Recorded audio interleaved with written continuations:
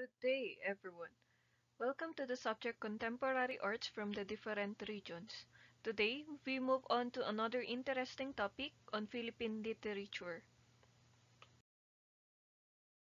At the end of this lesson, we should able to first recognize the different divisions of literature in the Philippine setting. Second, evaluate our own knowledge about Philippine literature. And the last one, recognize the different national artists in Philippine literature. So first, let's discuss the meaning of literature. Literature came from the Greek word litera, which means letter. In some books, the definition of literature it is an acquaintance with letters. Literature is also defined as expression of man's best thoughts, feelings, and emotion in words of truth and beauty. By meaning of truth applies to the quality of life or what is reality. And beauty, it is a quality that delights the senses or exalts the mind, which gives aesthetic pleasure to the people. Literature is a mirror of life, according to Arsinyatan. It shows the different culture, tradition, feelings of the people.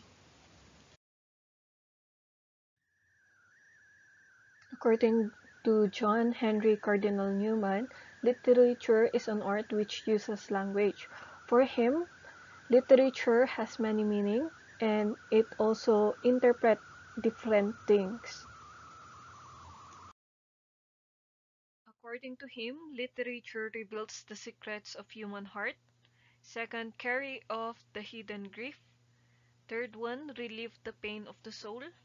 Fourth, record experience. And five, convey sympathy. Literature leads to, first, enjoyment. It is a positive early experience, lead to a lifetime of reading enjoyment. Second, we have imagination and inspiration. By reading different things, we are inspired and sometimes we use it as an inspiration to create new things. The third one, we have vicarious experience. It is now the feeling of understanding others and at the same time, the feeling of we are relating to it, experience. And the last one, we have understanding and empathy. The next one, we have moral reasoning. This is the character development actually, and sometimes we can explain why did the character did that, what is her motive in our own perspectives. And the last one, we have literary and artistic awareness. It is to recognize now the style of the author. Studying literature also has academic value. It will improve your reading and writing, and you will develop art appreciation. So next, let's move on to the main divisions of literature. First, we have prose. Prose is written in sentences and paragraphs. Sometimes it is called the language of the mind because you will write more on formal writing. The next one, we have poetry. It is written in verses and stanzas. And sometimes it is called as the language of the heart because it's more on freestyle writing.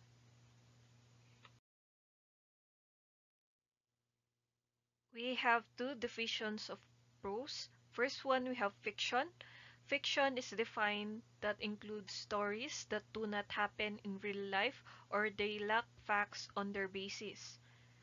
The next one, we have nonfiction. Nonfiction is composed of true-to-life events and stories. Let's discuss the kinds of fiction. Number one, we have short story. Short story is a story read in one sitting. It has unity of characterization, theme, and effect. The famous example here is the May Day Eve, ang aking kwento tungkol kay Maria Makiling at ang Birhen. The next is novels. Novels has considerable length that you cannot finish it in one sitting. It has many plots, characters, and setting The famous examples are No Limitang Here, Ilustrado, and El Filibusterismo. The next is legends. Legends are stories of the origin or the existence of a place, person, or object. The famous examples are Alamat ng Pinya, Alamat ng Mansanas, and many more. The next is the allegories. Allegories is defined as stories that give morals or lessons. There are two kinds of allegories. The first one, we have fable. Fable is a story which makes use of animals as characters. The famous fables are Conejo at ang Pagong, ang Tusong Aso, si Conejo at si Matsing, ang Leon at ang Daga, at ang Matalinong Palaka. The next type, it is now parables. Parables is a story which makes use of the persons as characters. The famous examples are the prodigal son, the sower, and the mustard. We have now the different factions of stories according to John Campbell. So first one, to evoke a sense of wonder in our world. Second, to present a conceptual model of that world. The third one, to establish a sense of right or wrong within that model. And the fourth one, to teach individuals how to handle having a life. So now, let's move on to the non-fiction. So first one, we have biography. Biography is a story of a person's life written by another person. We usually use this one for the famous people who contributed to the society. For example, we have the biography of Andres Bonifacio, Jose Rizal, and many more. The next one, we have autobiography. It is a story of a person's life written by himself. Okay, this is the one we use in our formal theme writing. Next, let's move on to diary. Diary is a record of day-to-day activities of the writer. The famous diary in the world is the diary of Anne Frank, recorded in World War II. The next is letters. Letters are notes sent to persons by the writer. In our country, the famous letters are the letters of Jose Rizal to Leonor Rivera. The next one, we have journals. Journals are defined as written reports on certain fields of education. Sometimes this is the one we use for research, but others, journals are the book where they write important things in their life. The next one, we have essays. Essays are written to give the reader information, entertainment, or opinions. We have four major types of essays. We have narrative, descriptive, expository, and argumentative. The next one, we have current publications. It is written reports on certain fields of education. The famous examples are newspapers, anecdotals, and encyclopedias. And the last one, we have history. It is the record of the past. In your book, the famous example of it are maps. Let's move on to the different branches of poetry. So first one, we have the lyric poetry. This is a direct song-like expression of the poet's thoughts and feelings. Let's move on to the kinds. So first one, we have song. It is a short, simple, and direct to the point kind of poetry, and it is adopted for singing. For example, we have the Your Love. The next one, we have ode. It is a poem intended to be sung but longer than a song. It is addressed to some admired person or object. The next one, we have elegy. It is a mournful poem addressed to the dead. The difference of it, elegy and eulogy. Elegy, it's more on a poem itself, and it is more on impromptu. Unlike the eulogy, it is a prepared speech, and it's more on formal events.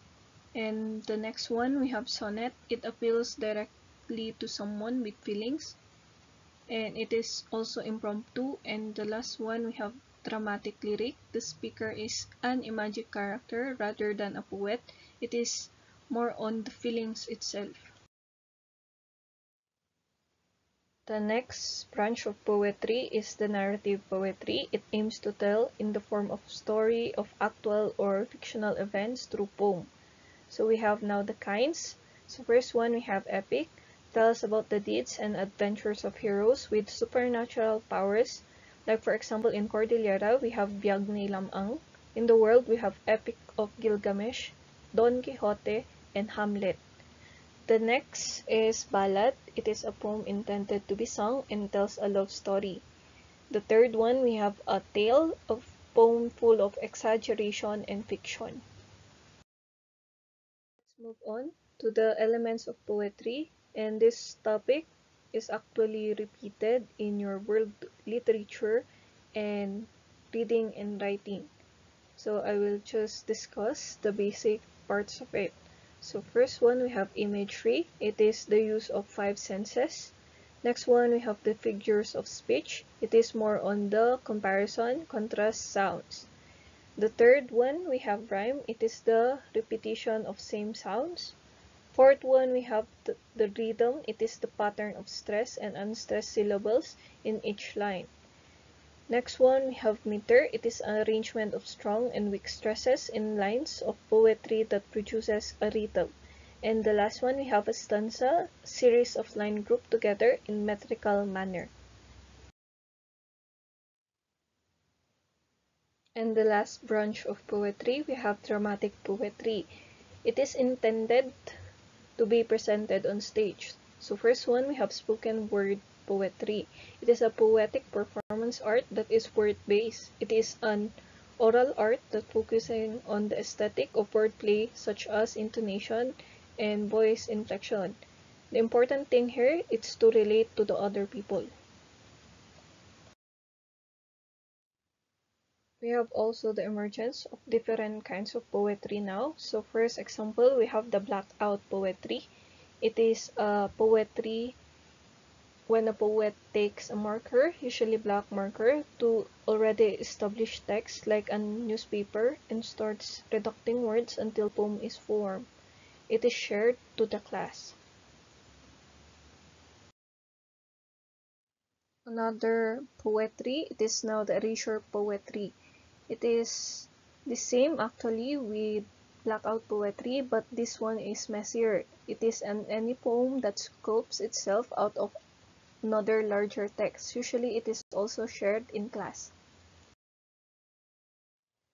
The next is we have book spine poetry.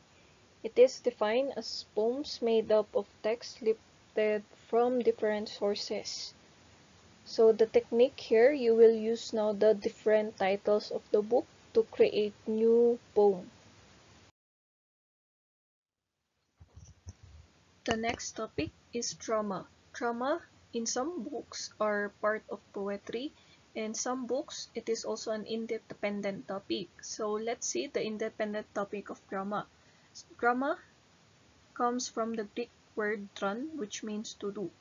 The earliest known plays were written around the 5th century BC, produced for festivals to honor Dionysius, the god of wine and fertility. So let's move on to the elements of drama. So first one, we have plot. It is the sequence of events or incidents of which the story is composed. The next one, the characters. It is the actors and actresses in the story. The next one, we have the theme, the controlling idea or the central insight. Next one, point of view. It is now the perspective of the author or the character itself.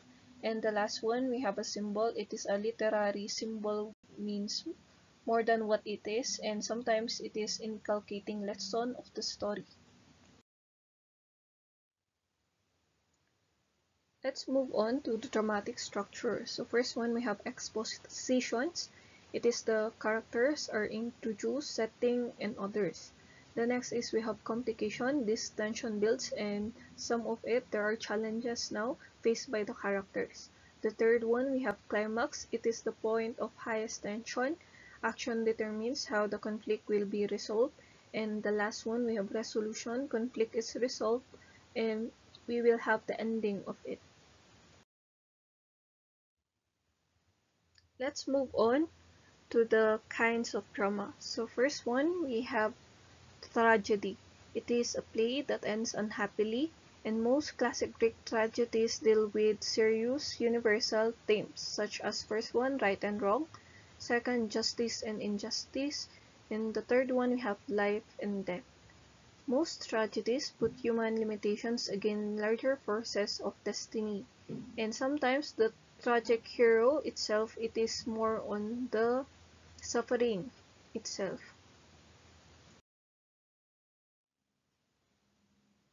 The next one we have comedy. It is a play that ends happily. The plot usually centers on a romantic conflict. Comic complications always occur before the conflict is resolved. In most cases, the play ends with a wedding, and sometimes it's more on life celebration.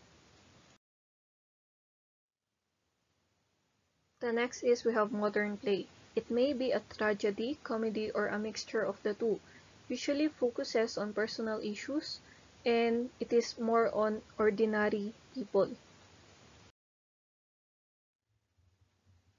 The next is we have performance of a play, and this is the on-the-spot performance wherein characters and directors takes time to prepare this, and when you read the play, remember that it is meant to be performed for an audience. In performance of a play, we have the term stage directions. Playwright describes setting and characters' action and manner.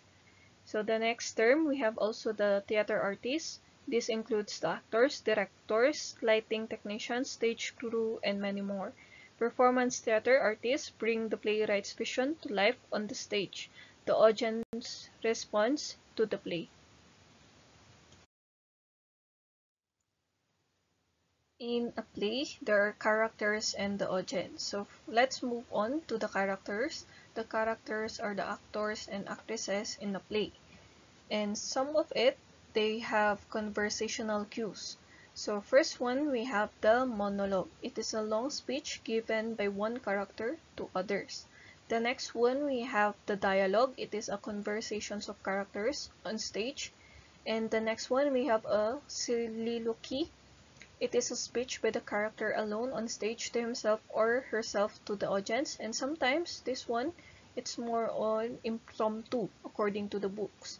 And the last one, we have asides, remarks made to the audience or to one character. The other characters on stage do not hear on aside. The next is the audience. It is now the experience of the performance. Usually it is more on the people, and then they will critique now and appreciate the play. Let's move on to the history of drama in the Philippines. So first one, we have the tuplo. Tuplo is a poetical debate held by trained men and women in the neat night and the last night of mourning period of the dead. We have the term called belacos, male participants. They are the heads of the games. The next one, we have karagatan. It is also a poetical debate like tuplo, but its participants were amateur. Both were held in homes, and the theme is a ring fell on the sea. And this one, it's kind of pamamanihikan. Whoever gets the ring will marry someone. We have also plays in the Philippines. So first one, we have Cenaculo. It was a very heavy drama shown in relation to the life sacrifices and death of Jesus Christ.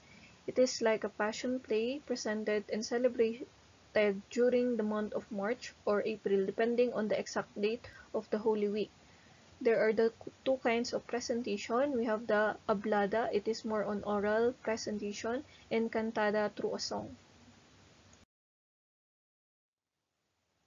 The next play is the Moro Moro. It is a cloak and dagger play depicting the war between the Christians and Muslims, with Christians always on the winning side.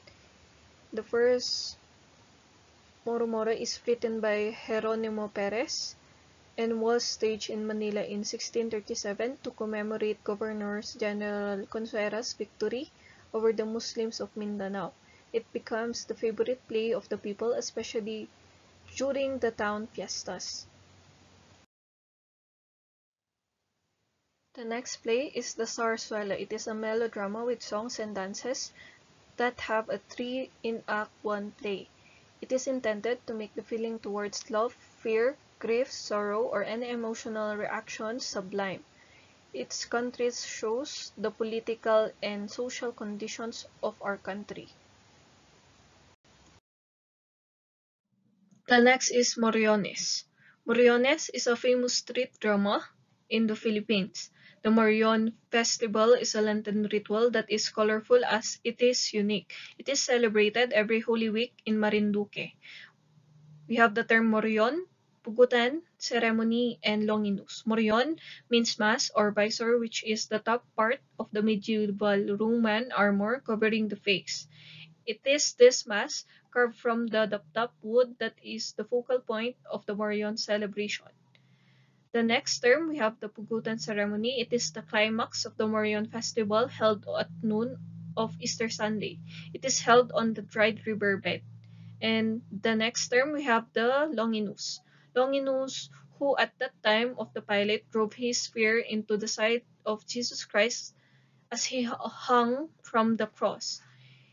When Christ resurrected, he was the first one to proclaim his divinity. Men participate in this ritual and go about streets of Marinduque as Morions. They perform this as an act of penance, of thanksgiving for some favor granted in the past.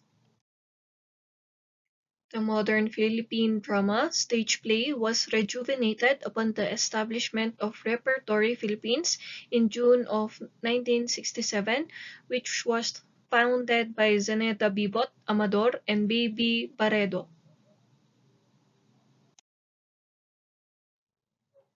The Repertory Philippines, in its 30 years of existence, it has become the country's leading theater company, keeping abreast of new materials and demanding outstanding performance from its extraordinary talents. They go to international setting where they perform classic Pinoy performances like Zarzuela and others. The next one, we have also the different approaches in literature. You will repeat this topic more in depth in world literature. So the first one, we have the formalistic or literary approach. It is viewed intrinsically and it will be based on literary elements alone. The next one, we have also moral or humanistic approach.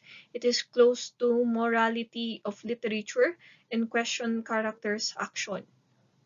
The next one, we have also historical approach. It is a reflection and product of the times and circumstances on which it was written. So you will do a background checking about the history of the author and at the same time during the time it was written.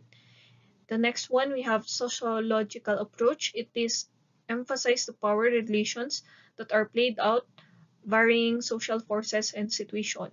And sometimes they will base it on the social class itself. The next one, we have also cultural approach. It is a manifestation, vehicle of the nation's culture and tradition. The next one, we have also psychological approach. It is the expression of personality, inner drives, and includes the psychology of the author, of the characters. And the last one, we have the impressionistic. It educates reaction response, which is considered as something very personal, relative, and fruitful.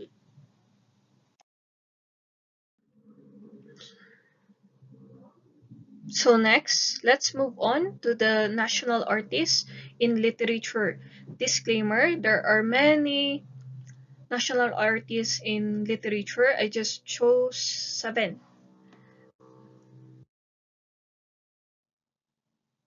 The first one is Amado Hernandez. He is a poet, playwright, and novelist. He practiced committed art and he was known as the manunulat ng manggagawa. His famous works are Isang Dipang Langit, Luha ng Buhaya, at Mga Ibong Mandaragit.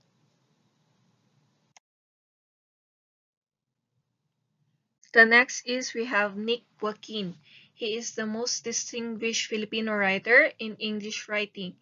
He is known as Quijano de Manila. His contribution, exploration of Philippine colonial past under Spain, and his probing into psychology of social danger as seen by the young. He has written plays, novels, poems, short stories, essays, and reportage in journalism. His famous works are The Woman Who Had Two Navels and The Ballad of Five Battles. The next national artist is Carlos P. Romulo. His career spanned 50 years in public service as an educator, soldier, university president, journalist, and diplomat. He was the first Asian president of UN General Assembly and Philippine ambassador to US. His broadcast during Japanese colonization was known as the Voice of Freedom. He is the only Asian to win the Pulitzer Prize for Journalism of a series of articles predicting the outbreak of World War II. His famous works are I Walked with the Heroes and I Saw the Fall of the Philippines. The next is Francisco Arcellana. He is a writer, poet, essayist, critic, journalist, teacher, and one of the most important progenitors of modern Filipino short story on English. He pioneered the development of short story as lyrical prose poetic form. His famous works are Poetry and Politics, To Touch You and To Touch Her, Frankie and the Other Women. We have also N.V.M. Gonzalez. He is a Filipino novelist, short story writer, essayist, and a poet. Distinctively wrote a Filipino life of the Filipino world. His famous works are The Bamboo Dancers and Mindoro. The next is Sionil Jose. In writing since late 60s, when taken collectively, can be described as epic. His works reflect on consistent espousal of aspirations of Filipinos, national sovereignty, and social justice. His works were translated into various languages. And the last one, we have Edith Tiempo. Widely acknowledged as the mother of Philippine literature, poet, fictionist, teacher, and literary critic, her works are characterized by a remarkable fusion of style and substance or craftsmanship and insight. Founded and directed Silliman National Writers Workshop in Dumaguete City, which produced some best writers in the Philippines. We have also other Filipino authors who are famous in Goodreads 2018 to 2019. This is based on Goodreads, the website, and here are some of the books. First one, we have Bob Ong. It is a pseudonym of contemporary Filipino author known for using conversational writing technique to create humorous and reflective depictions of the Philippine life. He is famous for discussing social issues in the Philippines, and his famous books are Alamat ng Gubat, Stainless Longganisa, Aba Nakakabasa na pala ako, at Ang Mga Kaibigan ni Mama Susan. The next author is Marcelo Santos III. He is a graduate of Bachelor in Advertising and Public Relations from Polytechnic University of the Philippines. He's the creator of YouTube Love Story on video which went viral in 2010. He also wrote and directed short films on YouTube such as My Super Fangirl, Tadhana, and A Better Love Story. His famous books are Para sa Hopeless Romantic and Para sa Heartbroken. Another author of a book, we have Chinkitan. Chinkitan is an actor and writer known for Ipon Diary, Budget, and other finance management books. He is also a personal coach for the rich people. We have also the emergence of different authors in Wattpad. So the first one, we have The Diary ng Pangit by Denny R. Or So-Called Have You Seen This Girl? She is best known for her novel, Diary ng Pangit. It first appeared on Wattpad and was later published as a paperback by PSICOM.